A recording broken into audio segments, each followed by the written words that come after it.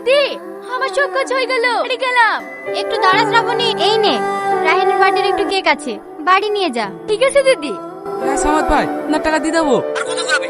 এক মাস তো পার হয়ে গেল, বাড়ি ঘরে তো সে তো পালিয়ে গেছে। কলা কত করে ভাই? আমার কথাটা বোঝার চেষ্টা করে, আর কটা দিন দাঁড়িয়ে যান।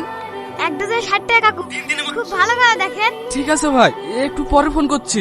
তোকে কতবার বলেছি ব্যবসার কাছে আইবি নি, তুই শুধু পড়াশোনায় ধ্যান দে। যা বস। তুমি তো আশ্চর্য লোক ভাই, তো তোমার হেল্পই করছিল, তো বকার কি আছে? স্যার, আমার বাবা আমাকে ছোটবেলায় পড়াশোনা করাইতে পারেনি, তাই আমি মাঠে ঘাটি কলা বেচি।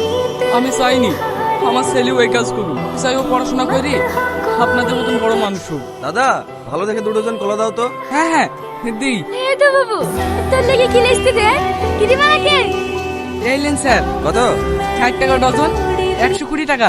কি 50 করে হলে বলো। না না স্যার, 50 টাকা দিলে আমার লস হয়ে যাবে। তাহলে থাক, লাগবে না, তুমি নিয়ে যাও। ভালো কলা স্যার।